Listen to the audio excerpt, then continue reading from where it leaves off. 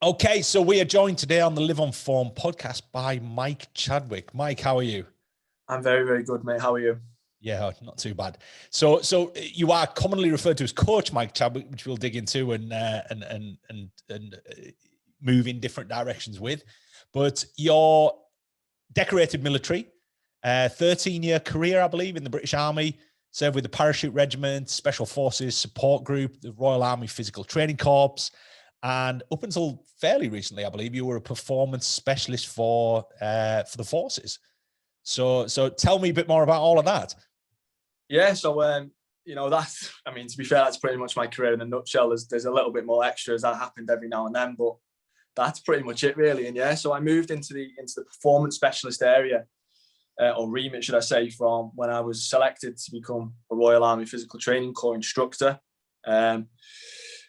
I went and got myself on a degree and what really wanted to delve into the coaching and just ran down that performance way, as far and as hard as I could. And, I fell in love with it, and I wanted to, I loved all my time in the Parachute Regiment, being a soldier. That's what I've left school and did that. So it's all I've ever known. It was only when I started delving into the physical training world that, I just fell in love with it. I fell in love with understanding the body, and everything that goes with it. And more importantly, I was obsessed with how I could manipulate it in the simplest form to create change. And I just ran with it, and I haven't looked back since. And every single day now, I'm still full force ahead, studying and researching and trying to be a better coach. Cool. So tell me where that whole career sort of path started. So like many, I guess, of the last couple of generations, there's with the military, with the forces, with even the police, things like this, people tend to follow kind of a family route. Was this a family thing? Were your parents to do with the military, or was this something that was just your idea? You just thought, right, I'm going to go down that route, or was it something where and this happens as well, where people are sort of, they can't decide what they want to do, so they think, right, I'm going to go in the forces? Because I think, for guys particularly, it's sort of a natural course if you're into physicality, physical fitness, sport, whatever it might be. So how did that all transpire? Well, family, first and foremost, all of them have been in the military, from my dad, my granddad, all my any sort of family that I've got. But I never really seen much of my dad growing up. So he was a soldier, but in various different units, and I never really seen much of him. So what I had to do is, when it was just me, my mum, my little sister, I effectively joined the army because we had no other source of income. There was no benefit to my family. My mum didn't work. She struggled massively with like mental health problems. She was an alcoholic. She died, not so long ago from all those problems. But back then, that at the real heart of it, me going to sixth form or college just wasn't on the books because it wouldn't bring in any money. I was in a shit neighborhood, no money coming into the family, and I was getting by. I had a nice time growing up, so I'm happy. But my little sister wasn't, and I couldn't let her go through what I went through. So inevitably at 16, I made the decision in year 11, I'm going to join the army. Got hold of my dad and said, who am I going to join? He basically said, you join the Parachute Regiment or the Royal Marines. I managed to nail him down to one of them, and he said, join the Paras. Lo and behold, turned up week 1, day 1, Parachute Regiment. Absolute shit state. I had no idea what I was getting myself into. Absolutely horrendous course. So that's how it started. I was pushed into it, really.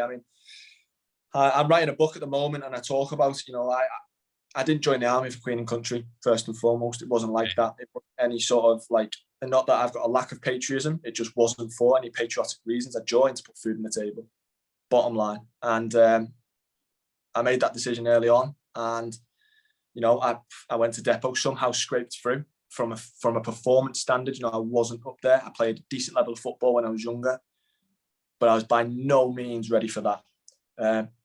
But I got through training on pure, willpower and grit. There's nothing that they could have thrown at me that I would have ever sacked. I would never have sacked it. So there was 9 out of 60 odd of us who passed. I was the youngest by a long way, but I was never leaving because, ultimately every penny I got every month from when I was in training, you get paid as soon as you join the army, which is amazing, was going home. So as late as it was going straight back, you know. So I was never leaving. I was like, keep throwing at me. Happy days, you know, as long as that money. No, I just presumed this is what the army was. I've said this on a few podcasts before. I had no idea what I was getting myself into. And, you know, people turned up from a performance standpoint of having like ran for Great Britain, or, you know, they MMA fighters or professional boxers are turning up, and it's just like, or cycled for Scotland or whatever it was, are turning up, and then you've got this little shit who's just come out of nowhere. And I'm just up there like, keep going, keep throwing at me. You know, I'm fucking crawling over the line every time, but I'm standing up saying, no, what's the saying? I think it was on like South Park or something, saying I didn't hear no bell. You know, have you seen that? Yeah. That was Yeah, me. I wasn't quitting. I wasn't going anywhere. I just hung on for dear life, mate. And it was only a few years later that I realised the benefits of performance training. You know, that can basically make that little slice of my career that little bit easier. So this was at 16. So it was out of necessity. There wasn't this whole, you know, and there was kind of a family tie, but there kind of wasn't. You know, there was a history of it, but it was, you know, so I'm guessing probably in the back of your mind, it was there as an option, right? But you were, you know, it was a necessity thing. So I mean, that in itself is a very sort of noble trait to start with, that you're doing things ultimately to put food on the table. At the, you know, what is, I guess depends on your perspective, but I think 16 is still a very immature kind of age, and you're still sort of learning things out, figuring things out. And I think until you get to kind of 18, 21, you're not really growing out of that kid mentality. So to be thrown in at the deep end like that at 16, and just so the listeners kind of know this process. So you go straight into the Parachute Regiment, or is it a matter of you serve in the British Army first and then you move into one of these sort of specialist regiments like the Marines, the Parachute Regiment, or whatever it might be? Is it a matter of, you know, you just put your application in and say, this is where I want to go? So how does that work? So you can join from a civilian. There's a couple of routes to join the Paras. That's for the Paras and the Marines, and for those who want to go that way. You know, you can join straight from the civilian. But what there's a series of selection processes where you've got to go above the quality line in order to get into that side of training. So before you even start, you're through a selection process. Now, the couple of routes to go into the Parachute Regiment is, for people at my age back then, was the ideal route was the Army Foundation College, where you're going to spend 1 year basically in your phase 1 of training, where you learn, you know, the basics. And then from there, you then go and try out Parachute Regiment Depot, and you go in at a certain point within Depot. I held on for what I wanted to do is I wanted to get straight into the Paras. The sooner you get out of training, the more money you can make instantly. So I was either putting my time from 1.5 years going through Harrogate, then Depot, or I could go and do it in 6 months or 7 months, whatever it was in Depot.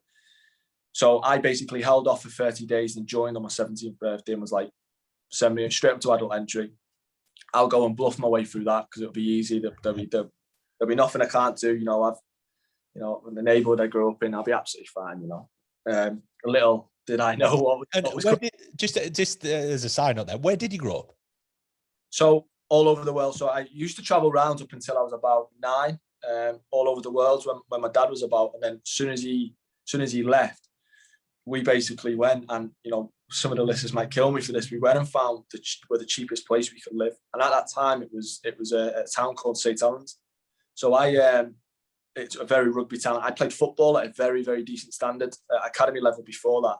Yeah. Turned up to St. Helens and never kicked a ball again. So the whole time it was like, I'm going to be a professional footballer, until I had a nutrition plan on the fridge. I was training 4, 5, 6 times a week at various clubs and at Liverpool Academy. And then all of a sudden it's like, catch this rugby ball, mate. And it was just like, so everything went downhill from there. It was just like, and that's where we ended up. So I did my high school years in a town called St. Helens. So it was a part of St. Helens that wasn't too nice. You know, St. Helens is absolutely fine. I think it's a lovely place. You know, there's lovely people. I've still got some of my best friends there who've all gone off their separate ways. But that was where I spent my time just before the army. So that's where I grew up. They're very much, you know, St. Helens and Wigan and all those areas. I mean, I played rugby in Wigan, and it was, you know, very much sort of working class, you know, that kind of era that you were there.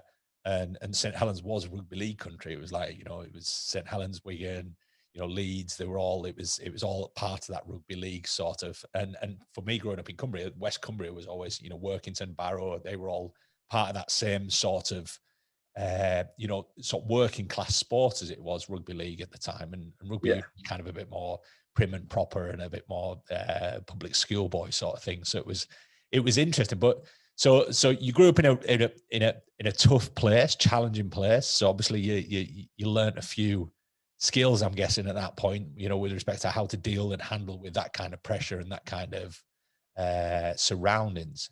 Went into the military, did all that. So when did you come out the military? Literally within a few months ago. Right. 6 months, maybe, yeah. So I've only recently, in terms of leaving, I've transitioned over to the reserve side, so I can basically manage my time in terms of my athletes I currently coach on a one-to-one basis. Yeah. And still doing a lot of work for the Parachute Regiment on another basis. So I've actually been offered commission back into the Parachute Regiment, fast forward in a long way. Okay. And I'm guessing there's a lot of sort of functional skills. A lot of the people that I talk to who've been ex-military and spent, a decent amount of time in the military, I guess there's a lot of people that kind of go in, they're in for a couple of years and then they come out. And a lot of those skills that probably you pick up over being in there for more than a decade are probably quite significant, right? But also, depending on where you serve and things like that, there's also that sort of traumatic side that people ultimately have to deal with, right? Which is a whole other topic. If we've got time, we'll get into. But you listed a bunch of skills. I read on your LinkedIn about all these skills that you'd acquired whilst you were serving. And then there was such a sort of eclectic mix of all these different things that you'd learned, and all transferable skills, which is always the interesting thing. When I talk to people about the military and I talk to people about the forces, there's always these transferable skills that ultimately you'll never learn in school, you'll never learn in, and it's almost like life skills that develop from that. So what are these key things that you learn being part of the military with respect to, you talked about operational risk, analyzing project requirements, dependencies, implementing change, optimizing performance. You talked about all these things, but then I'm guessing there's a whole bunch of other skills that you probably learn on top of that, right? Yeah, I'm under the mindset, very performance related, that all skills can be basically created and learned. Genetics and hereditary will get you so far in life, what you get given from your parents. But ultimately, you grow into a lot of things. So what you've just said then in terms of what you learn in school, that took me a long way. I turned up at Parachute Regiment, I was a little shit. I thought the world owed me something. But straight away, you're in an environment where you're in with 25, 26-year-olds. One of the or two of the blokes were double my age in depot, and it was like I'm learning from them. I grew up instantly. It was like I'd say something and someone would just go, "Shut up," and I'd be like, "Whoa, I'm never who you're talking to," sort of thing. And then all of a sudden, these big lads who have been training for 20 years to join the paras. And I'm just like, I don't even know what the paras is. I'm just there to turn up and show up and bluff my way through it. And these boys are like, no, this is what you need to do. You go down this route, you do this. And I grew up very, very quick in depot. So the skills I learned, the interpersonal skills and understanding when to open your mouth and when not to open your mouth, how to talk to people, how you can get the most out of one person by saying something, but you say something different to get the same amount out of another person. Already I'm starting to shape the skills that ultimately came back to me all these years later when I started coaching. And, you don't realize it at the time. There's subconscious skills that are just happening and building. You're growing as a person. And then when you're trying to then teach that back to people, you're pulling stuff in from all those years ago. And you're like, I didn't even realize I learned that shit then, and only when you look at it, objectively, subjectively, however you want to look at it, when you look at it and analyze it from where you've been, you think, you've learned so much, and all these different environments that I just kept getting picked up and placed into. I just took a little bit from that. I'm the biggest thief in the world when it comes to coaching and personal training. And that's what the best coaches do. They steal absolutely every pocket of information you possibly can. Take the good out of everyone. And, that coach is doing something amazing there. I'm on Instagram all the time at the moment. I'm straight into firing into all sorts of coaches' DMs going, what do you mean by that, mate? Can you explain that to me? Love that. Do you mind if I ask a few more questions? Can we get on a call? I'm just that's the way I am. I just think I want to know everything and anything I can possibly do in order to make me better, which will inevitably make everyone I coach better. And you're absolutely right. These skills are just, every step of the way you'll pull something. It might only be small, but it'll be something, and you'll pull it out. And every time, one of the first jobs I had post depot was absolutely right. It's the worst job I've ever had. Worse than, I've talked about it once, I think, on a podcast not so, a while ago, and it was when I first got out, because I was so young. Everyone went and deployed on Operation Tour to Afghan. So the moment we left depot in April 2008, all my lads went straight and deployed on Parachute at the time. And they was like to me, "You're not going anywhere. There's your number two. She's too young." My job was, I was in charge of repats and funerals. I wasn't in charge. I was a part of repatriations and funerals, 17 dues. So all these people was coming back off the plane who had unfortunately lost their lives. I was the one who had to, carry them and do all like the gun salutes and stuff. And it was a horrendous time in my life, but it's a little bit ruthless to say, but how much I grew in that moment, that for those next 6 or 7 months was, as a person, was unbelievable. So I'm stood at funerals and wakes and talking to these families who I felt I had no right to carry. These people are heroes. Who the fuck am I to be carrying this person? And I'm, you got mums and dads and brothers and sisters coming up to me saying, "Oh, so how did you know my son?" And I'm just like, I don't. And but me trying to get to claw a little bit back from that, trying to get into a conversation with them and be like, this is who I am. This, I'm just there to do this job. I haven't been out there. I'm too young or whatever. And, I'm doing this and trying to get into a conversation with them and try and, get my way that way, but still be extremely respectful in the situation that we're in. I grew a lot then, an awful lot. And, and that was a very, very struggling time in my life. But how I grew as a person then and those skills that I created there was unbelievable. And that helped me a lot moving forward, because when the boys get back, and I'm just this little shit who didn't go, and if I'd have been the person who started depot to the person they would have met when they got back, my career probably would have went down a whole different path. But half a year in depot and half a year in the job of repats and funerals, I may as well have been a 40-year-old bloke. I was old in the head and I could hold conversations. I was very, very respectful who I was talking to, when I was being spoken to, how I went about my business. And I just thought, I need to ensure that I catch up with these boys who have just come back off tour. They've gone through hell. And so what best I think I could do is be the greatest I could possibly be at my job and just be a good, nice bloke. And that's all I could think of when they get back. That's what I'll be. I'll be a nice bloke, be a good bloke. I'll do whatever I can to help them and make their lives a little bit easier. And that means me being the best soldier I could possibly be to the commander who was telling me to do something. And he just knew that it'd get done. And it set me up really, really well. So I grew in that year more so than ever before. So for context, how old were you at this point? 17. So you were 17. So at what age are you able to be deployed and go in active service? 18. So 18, you can deploy. Right. So you were just missing out, just marginally, right? So they've got deployed to Afghan. You're at this point, you're stuck. You can't go anywhere, but you have to do something. Do you think there was some element of strategy behind them doing that to you, or is that the normal route? Is that if somebody's... I was the only bloke. Right. I was the only bloke to do it. Everyone else deployed.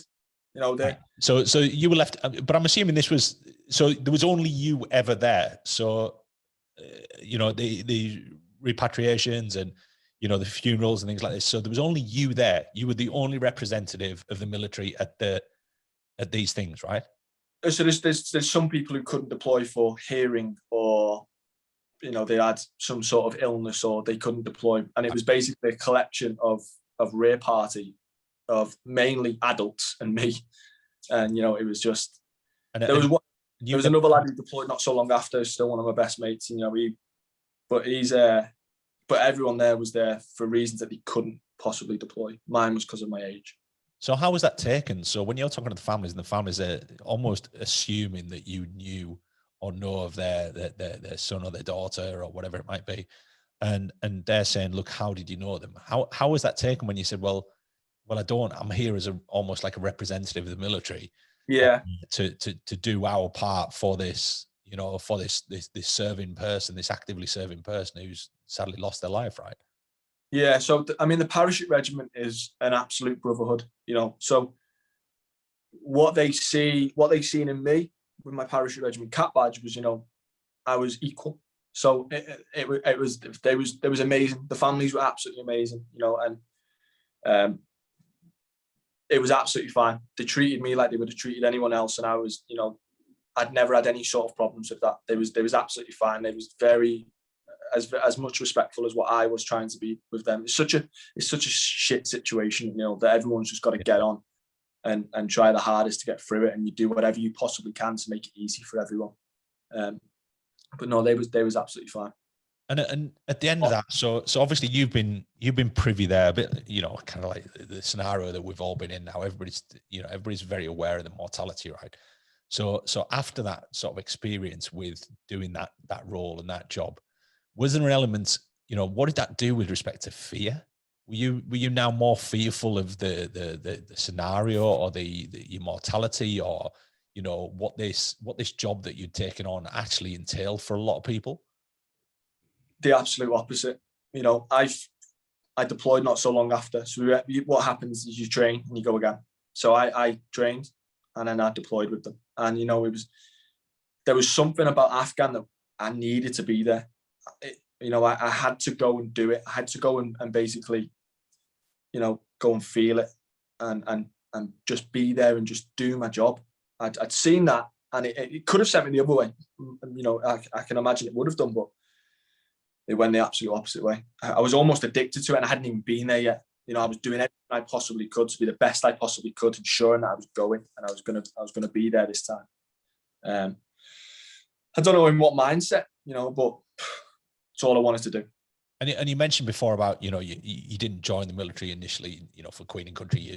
You joined it to pay the bills, and you sort of put the crux in there about the fact that it doesn't impact your patriotism.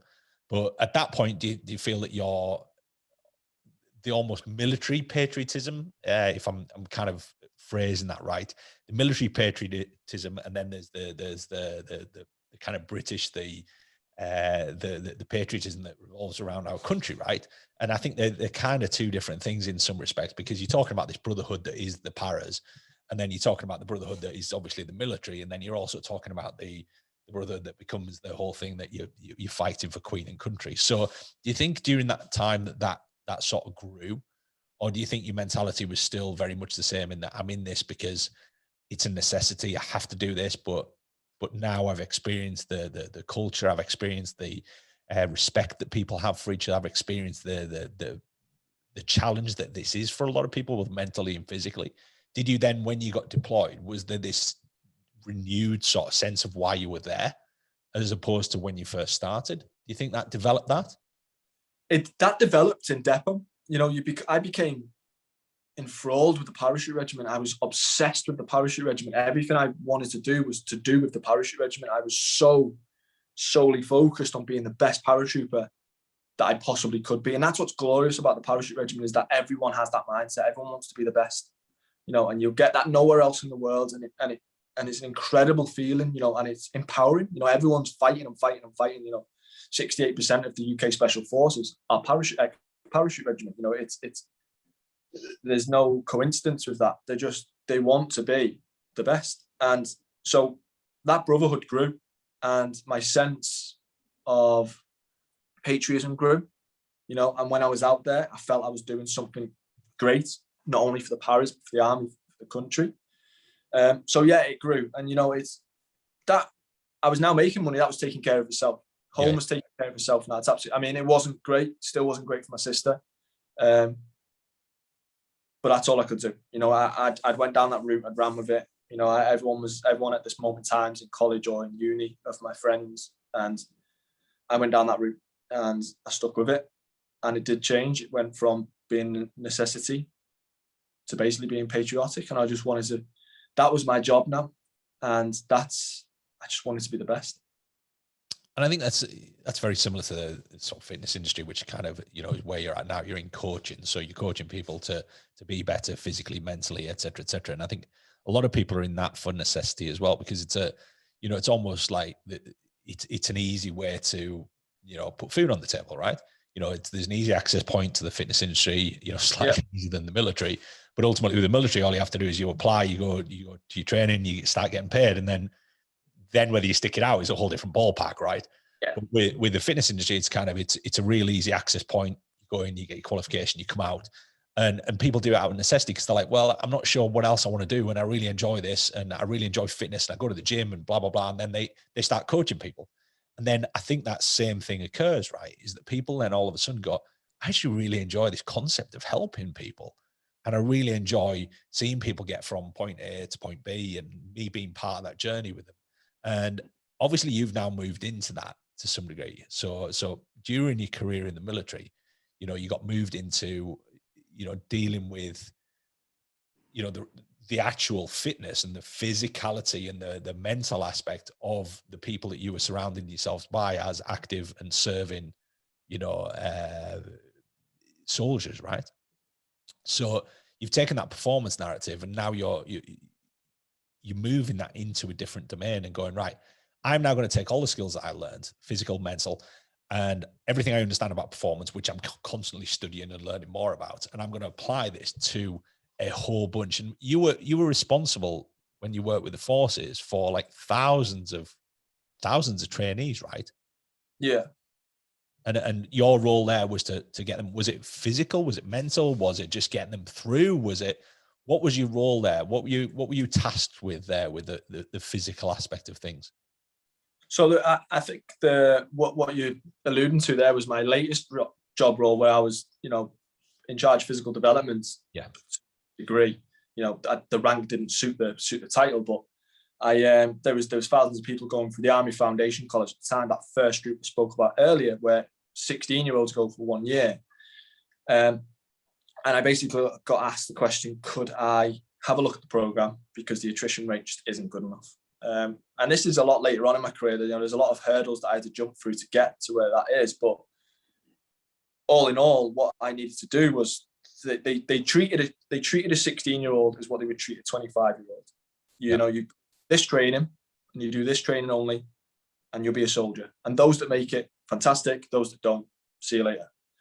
Where I turned up when they asked me, could I do anything about it? Now there's a little bit of a side story to that. When I first turned up to the Army Foundation College, I got approached by the Parachute Regiment to ask, could I fix that pathway for the paras? Because at the time of them asking, the pass rate was something like 20.02%, I think it was.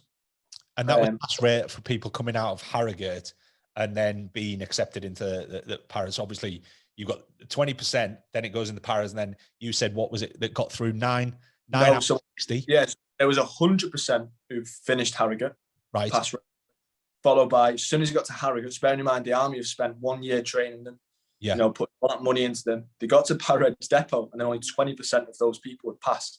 So that's an awful lot of money over a year and a half to basically go, see you later, mate. So in a business point of view, it wasn't good value for money. So they basically come to me and said, is there anything you can do? And I said, I'll have a look at it.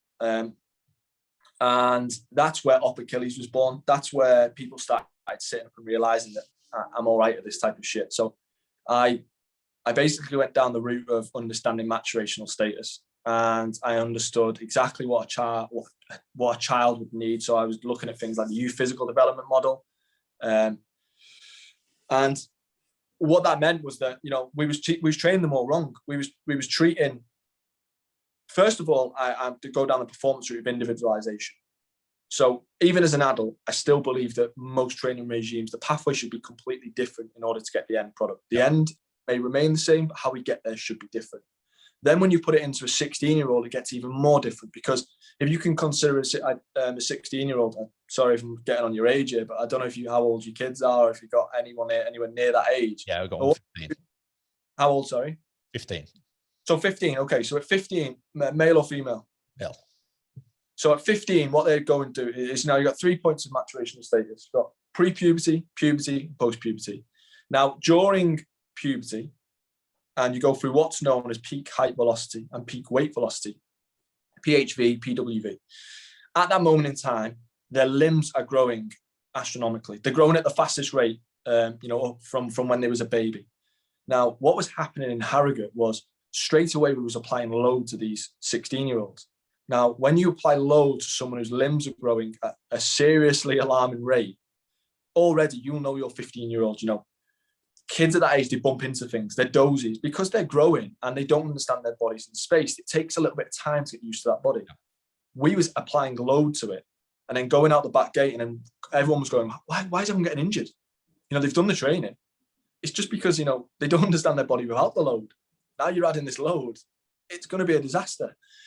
And it took me a lad called Ben Leach, we fucking built it in the bar, and it was just like in the mess. And we was just like, this is a load of shit. I need to do this, and this.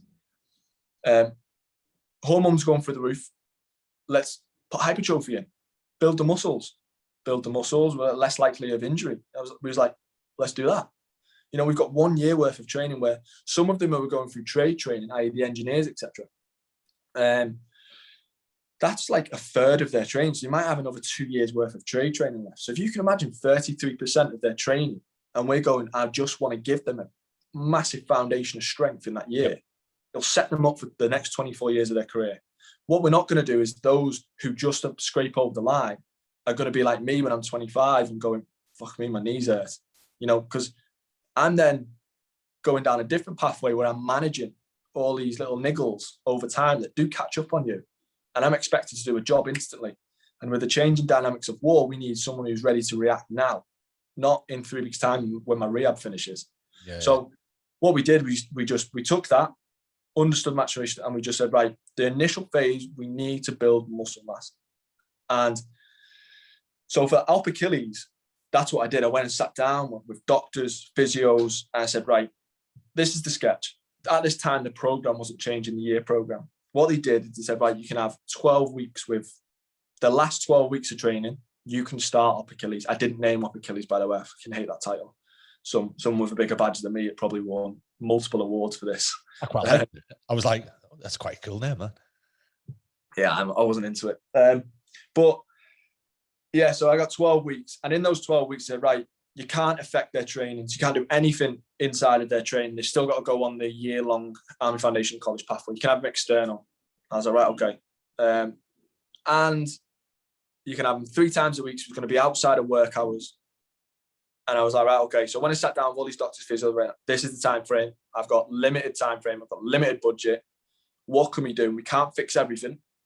What can we do? And we nailed it down to basically improve the core, improve muscle, and activate the glutes. And we said, right, for 12 weeks, we're going to absolutely nail that. So early mornings, late nights, I managed to get, more food through the door. So obviously, as I'm sure you allude to, more metabolically hungry. So what I did is I got them more food. So they had an evening meal, which was twofold. One, we was getting more calories in. And 2, it was improving the psychosocial element of me building that brotherhood now. So what happens in Harrogate is it's that big, there's thousands of people there, is you only first meet the people joining the paras at depot. And depot's hard. So the first time you meet these people who've just spent a year with is week 1, is when you first rock up to depot. So then what you're expected to do is pick up a stretcher and run with it. Where the guy on the right doesn't give a shit who you are, so he's going to let it go. Well, when the brotherhood's built, you're in it together and you look over to your left or right and you're on that stretcher and you go, I ain't letting go because it's going to double his weight. I'll stay with it. And that's what happened. So we started building this psychosocial start. Within that, I had all the paras coming down, talking to all these 16-year-olds saying, and they were all eating at this point. This is what it's like to be a paratrooper. I sat there with a load of para-reg blokes all sitting around, chatting, laughing. And people was looking at us going, I want to join that. And what we've seen is we have this little bubble of paratroopers and everyone else was like, fucking, I want some of that. So people's application forms were coming in. Can I transfer? Can I transfer? The paras are like, fucking, this is amazing. As long as it works, we don't know if it works yet. This is amazing. The psychology behind it is working. Now, what we did in the sessions was we didn't have enough time in the sessions because it was early mornings and late nights where I'm now eating into their time. So I was like, right, little and often, core and glute activation. I'm going to do that every single day. So I got everyone issued a resistance band, went and robbed the exercise rehabilitation instructors blind. You know, their budget must have it didn't come out my budget. So what they was doing, I was robbing all their resistance bands and all their rehab stuff, and I was doing prehab, glute activation, core stability, then going into a session where I worked out every single person's 1RMs for, you know, your normal stuff like your squats and deadlifts and that. And I was just working within percentages, just really simple shit. But people was getting big quick. Not big as in like they can't move, but he was just getting stronger, faster, fitter, you know, and lasting so much longer on sessions. And I was just like, holy shit, this is working. Anyway, sent them up. And we did that a few times with a few different intakes. And the pass rate for P Company went up to like 88.5%, which is our physical testing. And I was just like, fuck, this is actually working. And then I was like, right, remember those 30 blokes, right? Like, you now got 100. I went and did it, and we got the same outcome. More so, a bigger percentage. And I was like, this is amazing. Then the army came along and was like, right, you've done that for the paras. We want Op Achilles to be for the army, for the whole of AFC and our Army Foundation College. Like, okay. Me and Ben Leach got our heads together and we put it to scale, scaled it in the army. Lo and behold, 100% pass rate of Harrogate. Injury rates were rocketed down. You know, we had putting the physios out of business. And, you know, it was just working. Tests were going through the roof. You know, it was just like, and it was such a simple change. So simple. There was nothing too much involved in that, but the performance levels went through the roof.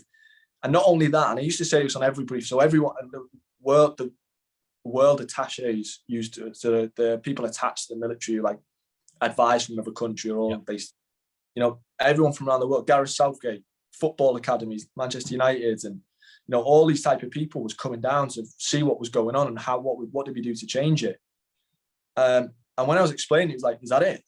And I was like, yeah, that's it. You know, we sorted this from nipples to knees out, and everything else came with it. And it was just like, it's the most simplest thing we did.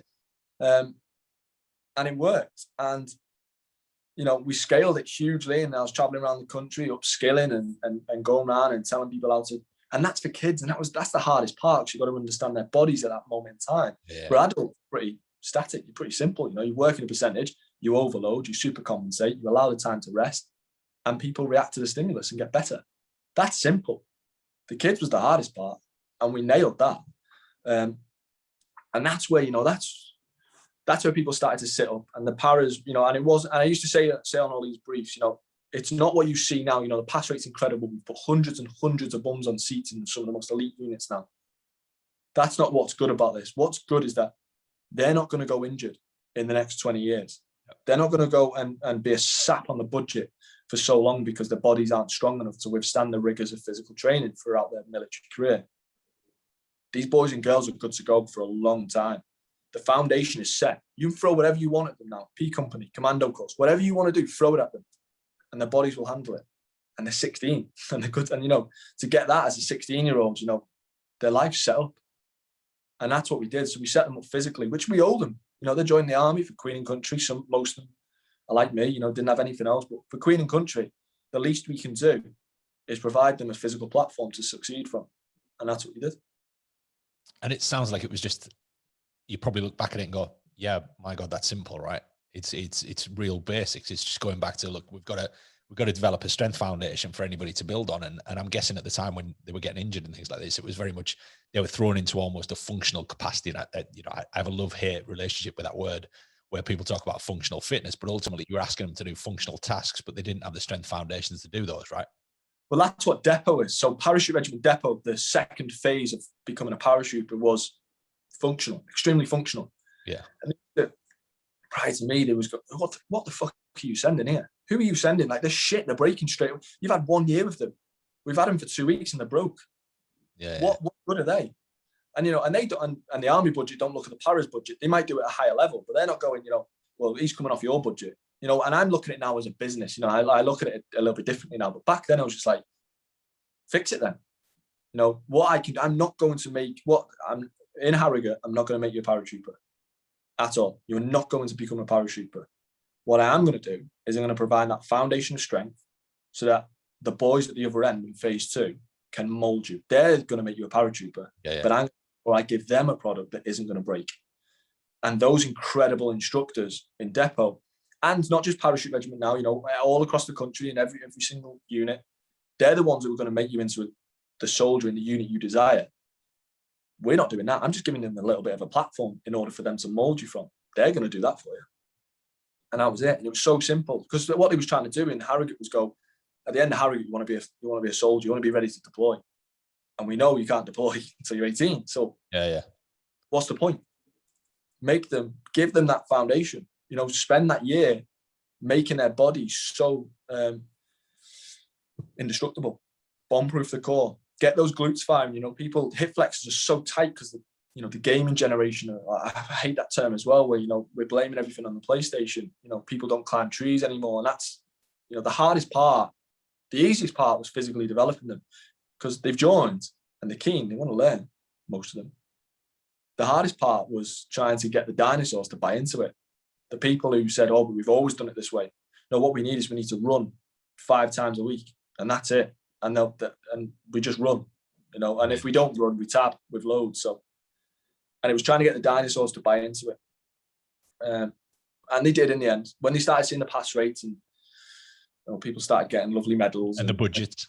And the budget going down. And you don't see that now. But when you look at a 5-year budget, I reckon, and, you know, and they look back and they go, MSKIs are down by such and such, pass rates are up by such and such, you know. And then somebody starts doing the maths, right? And they're like, hold on, whoa, this is saving us a huge amount of, and, you know, this is akin to performance and in you know, elite sport, right? It's the same scenario. You know, one of the largest jobs in elite sport, probably for the last 3 decades, has been keeping people on the field of play. Exactly. So you would take an athlete who didn't have the foundations, but had already signed a professional contract. So you're almost reverse engineering it. You're going, hold on, this person's not going to last. They're going to be, you know, and it's the same scenario, right? Is that you've got somebody who isn't physically ready to do something, but they've got the skills to do it. So what you're saying is that they were teaching them all the skills to be a soldier, but they weren't giving them foundation to be able to last as a soldier. So 2 years in, and then it becomes a game of potluck, right? Is that you might get through, you might not. And this was always with my, you know, sort of experience in professional sport. It was always the thing with, you know, managers would be like, look, I want my player faster, fitter, stronger, blah, blah, blah. I'm like, well, it's a skill-based sport to start with. So really those things aren't that relevant. You probably want to work on the skills a bit more. And also the fact we've got to keep on the field of players. So you're telling me to push the envelope with respect to strength, power, blah, blah, blah. If I push the envelope, chances are I'm probably going to break them. Yeah. So it's this whole calculation of how do you do that? And obviously you just looked at it logically and go, look, we're pushing them out at 16 ready to go from a skill perspective, but they're not physically ready. And then we're going to sit back and carry on pushing those skills for the next 2 years, and they're still not physically ready. So at 18, they're going out, they've got no foundations on which they can build things. So, I mean, you know, the fact is, I think that's a generational thing where you've came in and gone, hold on, I know a little bit about performance here. And you've just applied logic. And when you were saying dinosaurs, I think that's a remnant in sport as well, is that you've got boxing, rugby league we were talking about. Your rugby league is like, everybody's like, well, that's how we've always done it. You know, and there's that mentality behind those sports. And rugby league has progressed massively in the last, you know, 15 years. But back when I was growing up, it was like, you did it the way that everybody else used to do it. And I think they forget that, you know, when the military was, you know, at its sort of peak with respect to, you know, people being deployed during the world wars and things like this, people were joining the military from a physical background. You know, people had jobs that were physical, and you were saying about the gaming generation, but ultimately most of the people that I deal with and ever deal with and have dealt with spend most of the time sat down, not through choice, but because this is the nature of jobs now. You know, people have jobs that involve you sitting down. I bet you probably sit down more than you've ever sat down in your life. You know, and I spend most of my day at a computer. I pretty much write for a living. So for me, the physical aspect of my job, which used to be reasonably present, is no longer there. And that's, you know, I think that's reality for a lot of people. I don't think it's necessarily, you know, and I think it's always that old head that's blaming it and going, oh my God, it's down to gaming systems and blah, blah, blah. I'm like, no, these kids would be sat down anyways. You know, they'd be sat down in work if they weren't playing on a PlayStation. At least with, you know, playing on a PlayStation, they're learning some skills. Probably that, you know, there's a little bit of carryover of something there, but obviously we've got to then hone that and refine it. And it's incredible, you know, what you've done there with respect to just going, right, we just need to look at it and you've analysed it and gone, hold on, something's not right here. And then you've gone, right, we're going to put a practical application behind this. You've sat down with your friend there and gone, and you said, we did this in the bar. And it is just logically looking at it, right? And I bet there's so many people looking back at what you've done there and going, oh my God, I'm kicking myself now, because really Mike came in and just sort of looked at it logically and said, yeah, some didn't like it. Some people in my unit didn't like it, is thinking, fuck, I should have thought of that. And it's so simple. And I was just like, and it's not just me who's doing it. It's now spread. I had an absolute amazing team of people doing it. And the first, what you've just said then is, oh, fuck, the foundation isn't working. Everyone's getting injured. Right, add another 20 sessions. And you're what? Well, how's that going to work? What you need to consider is, after those sessions, the boys and girls are going onto the drill square, or they're finishing a loaded march, I say, with a bag on, finishing that, putting it down. I do the cool down, put them away. They're then picking their bag up and doing what I consider technical training or tactical training out on the ground. So they're doing the same thing, or they're going on the drill square and you see soldiers march and slamming their foot into the concrete and applying force, going back through the joints. And they wasn't strong enough to last on my session. And now you're doubling down on the concrete and slamming. They're going to break. And I was sat there thinking, what are we doing here? And then you got some people going, fucking hell, he's cracked it. And you're like, I've taken the shit out and added a tiniest bit. There's been nothing crazy that I've done. I've just worked in percentages and just did the simple things. We've got 1 year. Let's build them. 1 year. And I was like, this is easy money. Where do you want me? And it's logic, right? It's logic. It's, I remember dealing with sort of elite level cricket, and cricket was interesting because they always talked about foot strikes. So probably one of the most famous sort of examples of this was Flintoff. So Flintoff in his day when he was playing cricket, there was always these, they always used to harp on about his weight because he was kind of a burly lad. And they always used to harp on about his weight. So they used to take his weight and they used to calculate the number of foot strikes that he'd have. So in order to prevent him getting injured, they used to minimize the number of foot strikes, which meant they shortened his run-up for his bowling. So they said, look, if we shorten his run-up by half, we're halving his foot strikes, which means the risk of injury and inflammation and joints and blah, blah, blah, all goes down. And you've just said the exact same thing with respect to, and again, this is you thinking as somebody in the military. And I was like, foot strikes, of course, yeah. So when you get these guys to go out and march on concrete, you're actually slamming your foot down repeatedly again and again and again and again and again, undoubtedly causing some kind of damage, inflammation, whatever it might be. And if these guys aren't conditioned for foot strikes and their joints and their tendons and the ligaments aren't facilitating that, it's a bit like somebody going out running. If I went out and ran now, I'd have problems because I'm not conditioned for running. Doesn't mean I'm not fit. It just means I'm not conditioned for running. Yeah. And it's just that logic of everything that you've been talking about there, where you're going, right, we just stood back, took a look at what everybody was doing, right from when they wake up to when they go to sleep, and gone, that doesn't work because of this doesn't work because of this doesn't work because of this. So it's fascinating. I probably get overly fascinated by it because that's my world. That was my world for 20 years, is that, performance and conditioning and all that stuff. And I can see why now you get excited about it. Now you've probably, now that you've left the military, you're taking all that same application, right? And you're moving it more to where? So who's your audience now, Mike? Who are we talking to? So I deliver online personal coaching to all sorts of tactical athletes all over the world, from international special forces to New York firefighters to specialist police forces in New Zealand to anti-poachers in Africa. Anyone who I consider a tactical athlete, I deliver to them. So give me that definition. So again, for the people listening, so a tactical athlete, it's a term that we're probably very familiar with and we've heard lots of times. But what does that mean? What is a tactical athlete? Well, I consider a tactical athlete someone in one of those units: first responders, military, fire service, police officers, anyone in the tactical world as an athlete. Because if they are not athletic, then they're shit at the job. And if you're not athletic in football, you're going to be shit at your job. Not athletic in rugby league, you're going to be shit at your job. So, but it's not a case of losing points or, losing a game or drawing or whatever. The game is much different in the tactical world because it could be a matter of life or death. So the seriousness of becoming an athlete intensifies. So I consider them as an athlete because there is such a huge need to be athletic. and to increase performance all the time, because it could cost you or one of your teams dearly. Not a loss of points or a loss of pride, but life. So that's why I consider them as a tactical athlete. And that's why I run with performance on that. And that's my niche now. I get all sorts of people coming to me about, aesthetics and I want to go on stage or I want to do something. That's not my bag. I'm performance related in a tactical setting only. Majority of which started off was UKSF. I was doing a lot of work for them, trying to get the boys over the hills, and we go back to the same analogy as what you used earlier. It was like people going on there. It was like, I'm the fittest, I'm the fastest. And I'm just like, that's great. You're going to win the first test. Then what? What are you going to do for the remainder of the weeks? Because if you come off, the likelihood of you, which is high, because that's what the percentages show us, then you've got 100% less chance of passing if you stayed on.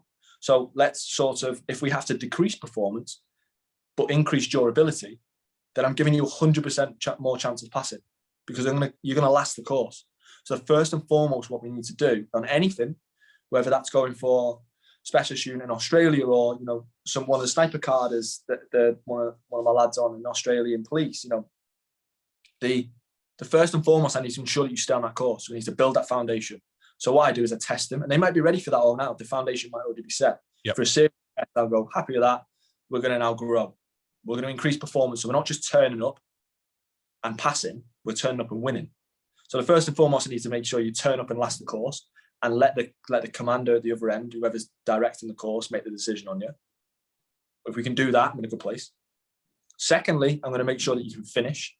I'll pass. So the director of the course now thinks you're good enough. Then that's not good enough for me. Now what I want you to do is I want you to turn up and I want you to just destroy the field. I want you to be the best on that course. But we've got to go through that pathway first. First and foremost, if we run out of time, worst case scenario, you're going to last the course. Then it's up to you to pull it out of the bag. But I need you to stay on. I can't afford you to get injured, because otherwise there's no point in being the best. There's no point in being the first over that first test if you can't last for the 10 tests. There's 0 point.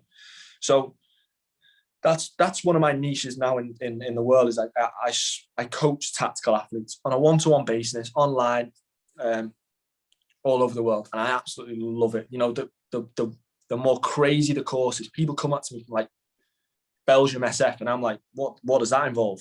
So that now means I go and do needs analysis on the person and the course, and I try and bridge the two together. Really simple. I go, right, what do we need to do in order to pass Belgium SF? I go, right, you need this, and this. You're here. You need to be there. Here's what we're going to do. And we run with it. And I absolutely love it. And the more crazy, the better. So anyone who comes at me with all sorts of random shit like that, I'm like, let's do it. I'm in. And I guess it's fairly fascinating, right? To see the difference between, because everybody will employ different methods and modalities, I'm guessing. Yeah, and that from me as well. So every single person I coach, I have to create a different pathway. So I do not have a generic program that's going to make you a tactical athlete. Everyone always gets me saying, can you send me your UKSF program? Or have you got a program for the Marines? And I'm like, well, I've got a program for you. And that might entail you go and join the Marines, but it's going to be individual to you. I don't know you. I don't know what makes you tick. I don't know what your level of performance is now. I understand what the level of performance is to be a Marine, but I need to understand you in order to create a pathway. There isn't a generic program that I have that you just happen to fall in line with. Because that might, I talk about it all the time about, you see these celebrities putting out a program and 100,000 people buys them. And then what they do is they go and show you 10 pictures of people who've done really well and sell another 100,000. And then what happens is those 10 people have fell in line. They biologically just so happen to fall in line with that program, and it worked for them.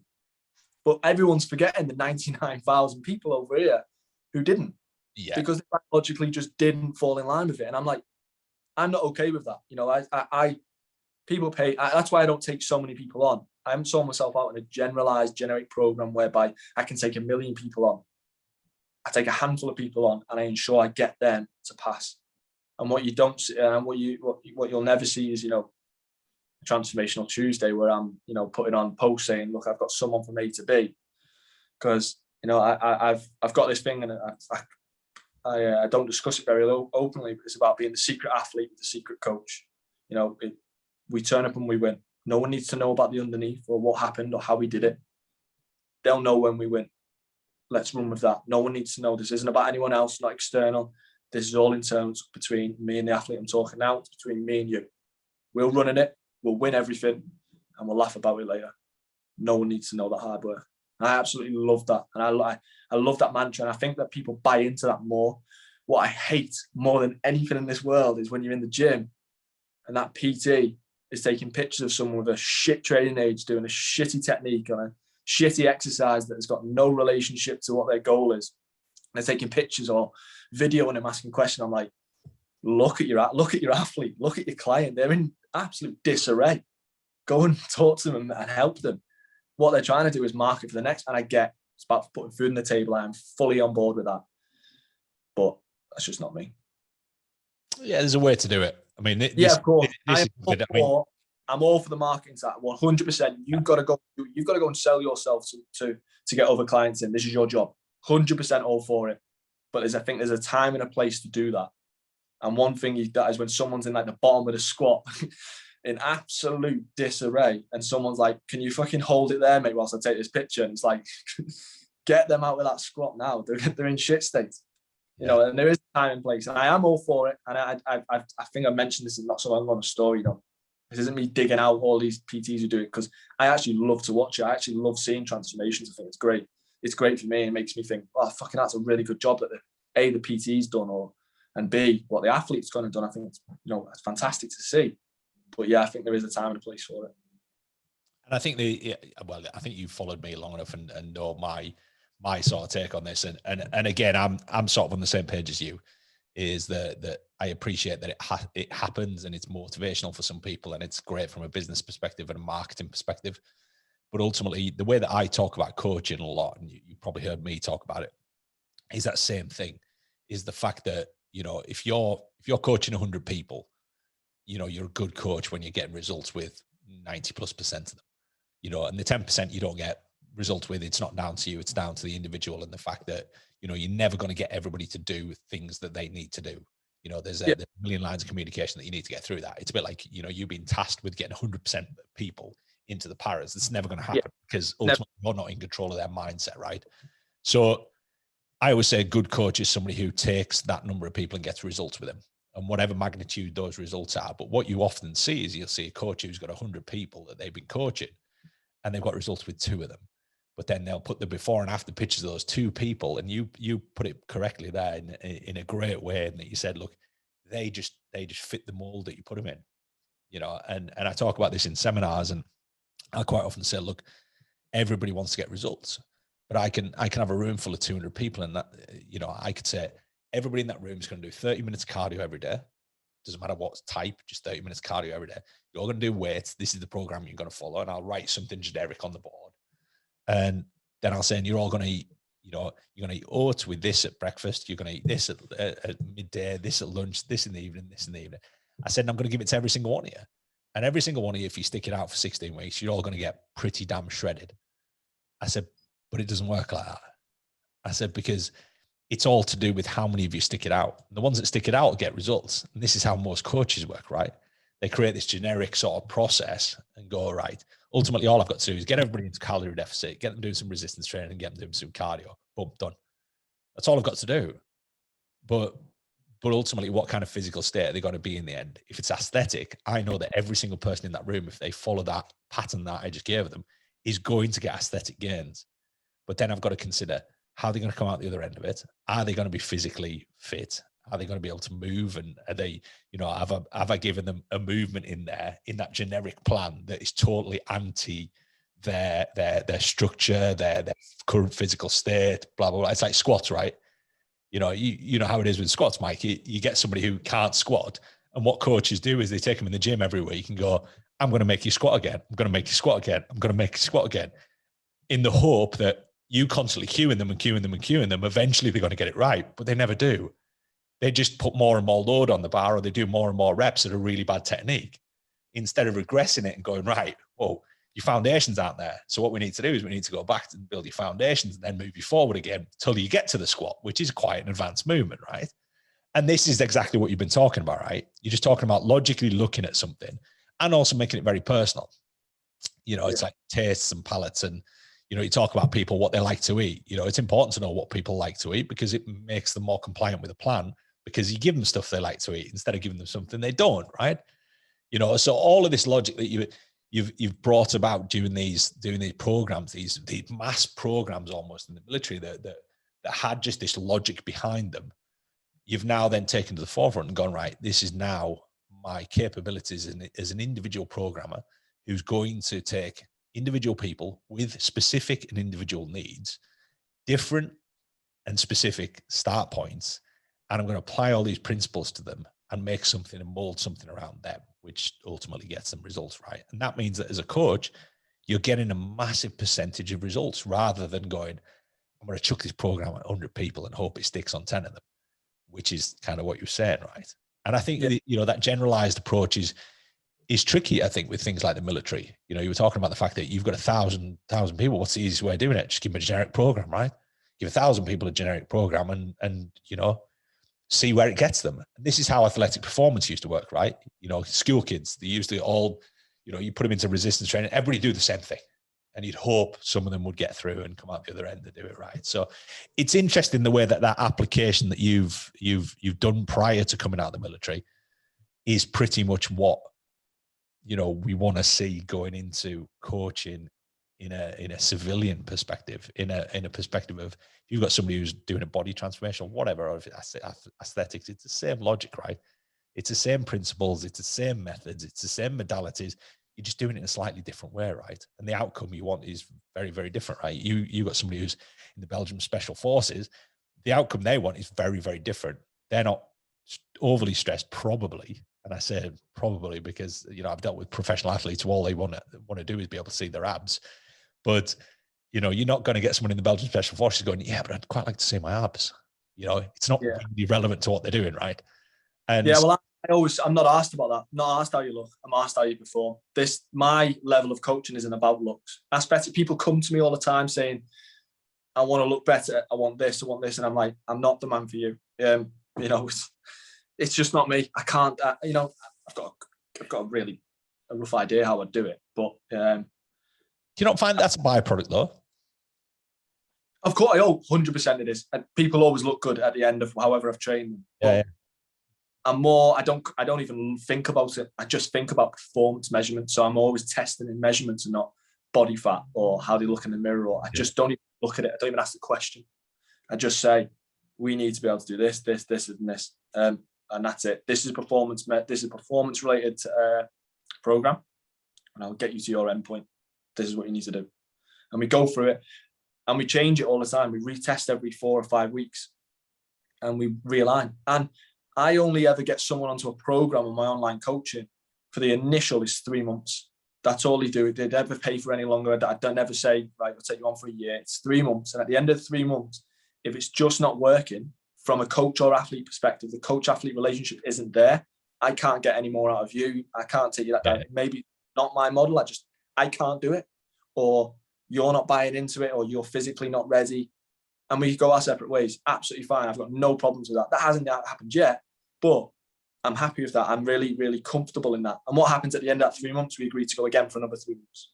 And again, and again, and again. But it's never a prolonged subscription whereby it's someone comes to me and goes, right, I want to go on UKSF in 18 months' time. I go, that's absolutely fine. I'm in. If you're in, I'm in. And we go through a series of forms and conversations and ensure that we're going to get the most out of each other. The athlete understands what they're going to get from me. And I keep saying, ask me more questions. You need to know that I'm going to be the best person for you for this. It's a big step in your career. You need to ensure that I'm the right man for the job. And I need to ensure that you're going to be able to, go through whatever the program I set and come out the other end successful. Because at the end of the day, you're going to be my product. And people are going to see that. And I'm never going to put it on social media. But later down the line, someone's going to go, oh, well done for passing whatever course you've passed. What did you do? And they'll go, oh, I was on with Coach Mike Chadwick. And that's good enough for me. I'm happy with that in a marketing perspective. It's not great from a business point of view in a marketing because it's just word of mouth. It's like we're back in the 60s. But I feel comfortable with it. And yeah, and we just win every time, like literally every single time.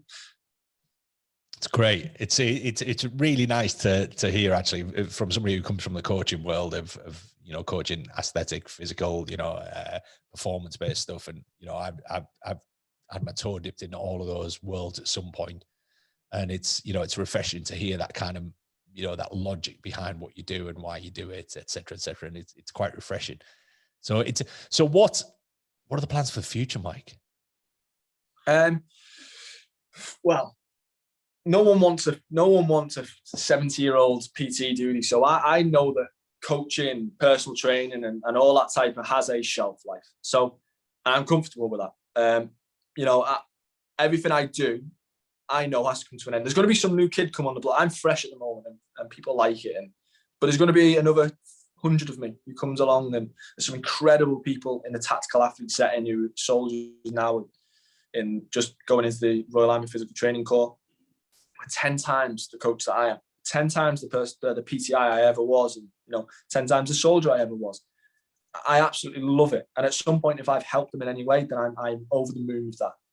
These are going to be the people who come across and ultimately take me out the game, which is fine because science evolves and so should we. So in the future, I mean, I've just announced that I'm taking on like interns and stuff like that. And I basically want to help more people. One of my jobs in the army was I used to travel around and upskill and apply annual deficit training to people and travel around to every unit and explain new training regimes or tests or what happened in one unit, which was great, might be good for your unit, or this happened in, you're thinking about going down this route with your unit. However, have you looked at unit B over here who didn't work with? So do this, and this. So I want to do that now on an individual level. I want to go, I think what one of my little bit of callings is going down the route of helping other professionals in mine and trying to, provide them with a better physical pathway. So one of my things with the interns is what normally happens in the PT world is you pass and you go and start teaching, where I want to extend that little bit between passing and teaching by providing a pathway whereby they can come and follow me, get to know, understand the body a little bit more, understand coaching a little bit more, understand the intricacies in coaching, as in the interpersonal skills and how to communicate with people, which is 99% of the job. And I want to extend that a little bit. So that's what I'm trying to do with the internship, and I want to try and create a little bit of history of more people moving forwards, and how that evolves, I don't know, but there's only one way to find out. And the same way as I go through everything in life now, I go through absolutely everything, wanting to win everything. I want to be the best at absolutely everything. And that's the way, that's the route I'm going to go down. I'm doing a little bit with the US military, which we mentioned before, that I can't go into too much detail. I'm releasing a book at the end of the year. So I'm happy in my current state. I go home every night to my family, which is rare from where I've come from now as a reservist. So I'm happy, mate, and I'm just enjoying the ride at the moment. So who knows? Cool. I like to delve into just before we wrap up is a day in the life of Mike Chadwick. So tell me what a normal day kind of entails for you. So what are the patterns? Do you have like a morning routine, an evening routine? We talk a lot about routines. Is there anything that you structure your day around? Do you do journaling? What are the things that you do to make sure that your performance is on the ball on a daily basis? My little girl determines what I do in the morning. So she dictates Rivali. So she determines what time we get up at. She then dictates what we have for breakfast and how soon I can have a coffee. So she basically determines the morning. I absolutely love that. This routine goes out the window. I have grown up for a routine where, my whole life has been this, followed by breakfast at this time. You're then on parade at this time, and you go so forth. My little girl has gone, you know what? I'm not into that. Sleep's overrated. Routine's overrated. So she did that morning. Then when I finally get everything sorted and, I can go and do some work, I don't have any sort of journal. I don't write down my 3 things I want to achieve that day, or I have a series of notes that I have to go through. First and foremost, I always think is open your laptop, athletes first. So what I do is I go straight into my message system, straight into my athletes and go, right, athletes first. For anything, it's athletes first. What's going on? Where are we today? What's their plan? What are they doing? Is it working? Athletes come first. Then I start going into my external stuff.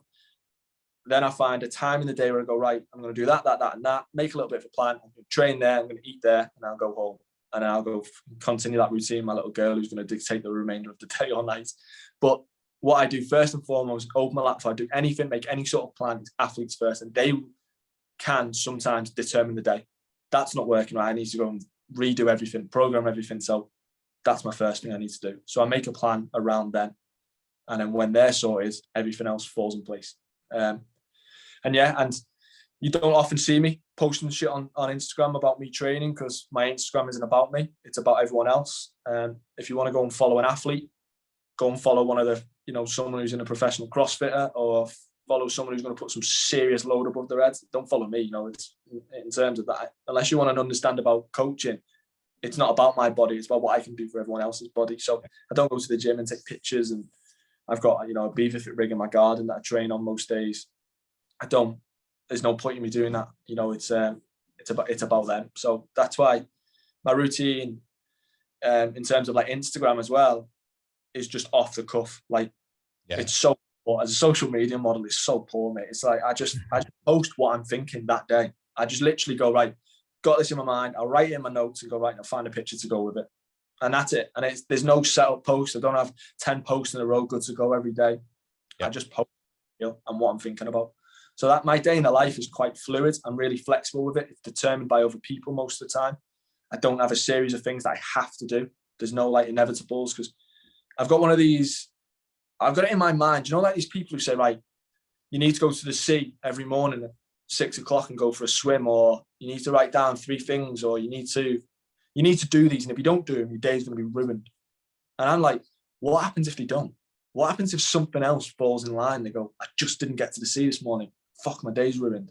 So I just don't do it. I just think, right, athletes first, let them determine. They're the ones paying me the money. Yeah. Let them in my day. That's my work. So however that goes in all sorts of directions. There's never anything easy. You fight fires. That's what you do with athletes, isn't it? You go, right, someone will mess me up. That's not quite working. Or I need a little bit of help on nutrition. That's where I call you boys and get the big guns in to help me in that side. But it's determined by other people most of the time, mate. Cool. Mike, it's been an absolute pleasure talking to you. Thank you for your time. I'm sure there's, as ever with all of our guests, there's always a million rabbit holes that we could go down and probably do chat about and talk about various, parts of your history and your career and, where things are going now. But thank you so much for your time, and thanks for being a guest on the Live on Form podcast. Thank you very much, mate. I appreciate your time.